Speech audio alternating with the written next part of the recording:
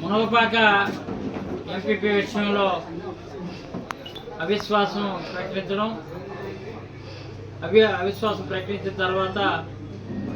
గతంలో ఉన్నటువంటి ఎంపీపీ కానీ అక్కడ ఉన్నటువంటి ఆ రోజు వైస్ ఎంపీపీలు కానీ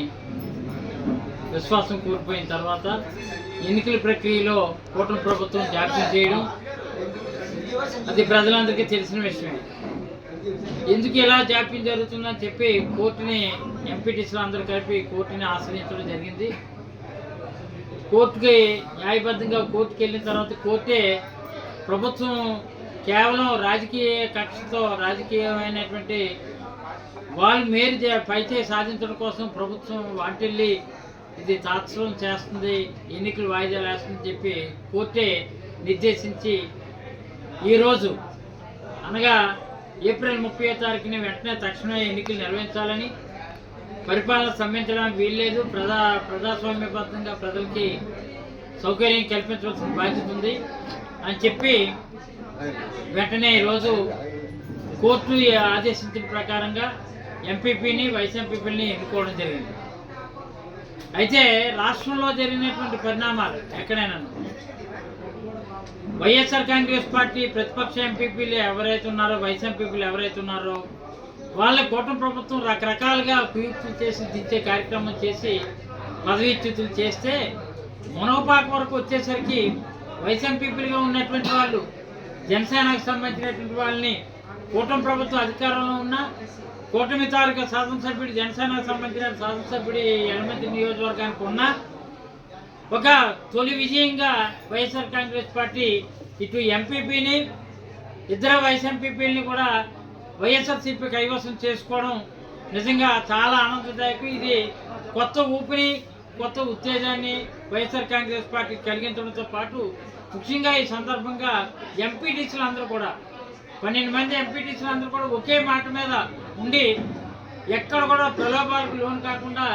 ఇటు ఎంపీపీ కానీ వైస్ ఎంపీపీలు కానీ గెలిపించుకోవడం, దీనికి సహకారాన్ని అందించినటువంటి బుడ్డెట్ ప్రసాద్ కానీ లేదంటే గతంలో పనిచేసినటువంటి శాసనసభ్యులుగా పనిచేసినటువంటి కన్నబాబు రాజు గారు కానీ లేదంటే జిల్లాలో ఉన్నటువంటి 50 మంది పెద్దలు బొత్స సత్యనారాయణ గారు కానీ ఎమ్మెల్సీ శాసన మండలి ప్రతిపక్ష నేత రీజనల్ కోఆర్డినేటర్ కన్నబాబు గారు,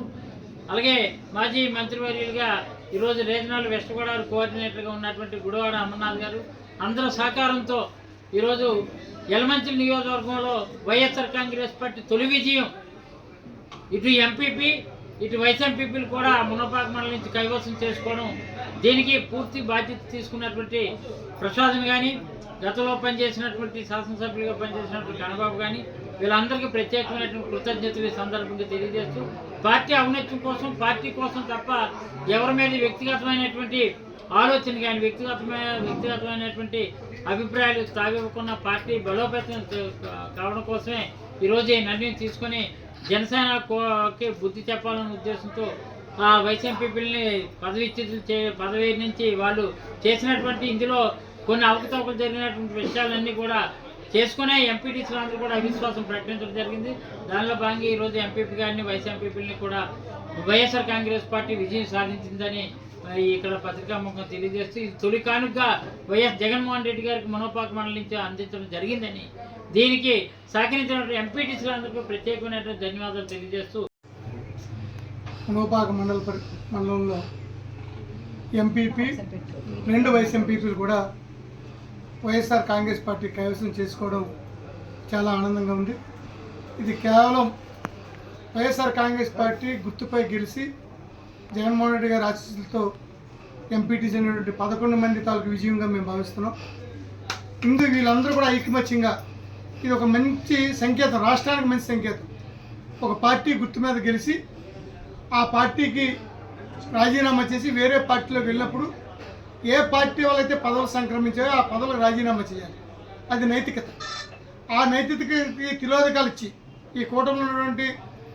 నాయకులు కానీ ముఖ్యమంత్రి గారి దగ్గర నుంచి ఇక్కడ ఉన్నటువంటి శాసనసభ్యులకు అందరూ కూడా ఒక పార్టీ అభ్యర్థుల్ని ఒక పార్టీ సింహంగా గెలిచిన వాళ్ళని వారు అనైతికంగా మరి కూటమిలో జనసేన పార్టీలో జాయిన్ చేసుకున్న తర్వాత ఈ 11 మంది ఎంపీటీసీలు వాళ్ళంతటా వాళ్ళే మనం ఒక పార్టీ మీద జగన్మోహన్ రెడ్డి గారి ఆశీస్సులతో మనం గెలిచాం, ఫ్యాన్ గుర్తు మనం గెలిచాం. ఫ్యాన్ గుర్తు మనం గెలిచి వేరే పార్టీకి మనం ఎవరికి చెప్పకుండా ఆ రకంగా వెళ్ళి తప్పు చేశారు. కాబట్టి ఇటువంటి నైతికత లేనటువంటి వ్యక్తుల్ని పదవి నుంచి దించాలనే ఆలోచనతో వాళ్ళందరూ ఏకమై మరి అవిశ్వాస తీర్మానం పెట్టడం, అవిశ్వాస తీర్మానాల ముగ్గురిని దించడం, దించిన తర్వాత కూడా ఈ కూటమి ప్రభుత్వం ఎన్నికలు పెట్టకుండా ఇంకా 6 నెలలే కదా ఉందని చెప్పి కాలయాపన చేస్తూ వారికి ఉన్న అధికారంతో ఎన్నికలు పెట్టకుండా ప్రయత్నం చేశారు. దాని మీద ఎంపీటీసీలు మళ్ళీ కోర్టుకెళ్ళి రాజ్యాంగబద్ధంగా ఎంపీపీ వైస్ ఎంపీపీలు ఖాళీ ఉన్నప్పుడు వాటికి ఎన్నికలు జరపాల్సిన బాధ్యత ప్రజాస్వామ్యంలో ఉంది, చట్టంలో పొందుపరుచుంది. కాబట్టి ఆ రకంగా మాకు న్యాయం చేయండి, ఇక్కడ ఏదైతే ఖాళీలు అయ్యాయో ఎంపీపీ వైస్ ఎంపీపీలని పూర్తి చేయమని చెప్పి హైకోర్టును ఆశ్రయించడం, హైకోర్టు వారి ఆదేశాల మేరకు వారు ఎన్నికల షెడ్యూల్ను విడుదల చేయడం, ఎన్నికల షెడ్యూల్ విడుదల చేసిన దగ్గర నుంచి కూడా మరి ఈ 11 మంది కూడా ఒకే మాట మీద ఇక్కడ ఎవరనేది ముఖ్యం కాదు. ఎంపీపీగా వైస్ ఎంపీపీలుగా వాళ్ళు ఎన్నుకున్నప్పుడు కూడా 11 మంది కూడా ఒకే మాట మీద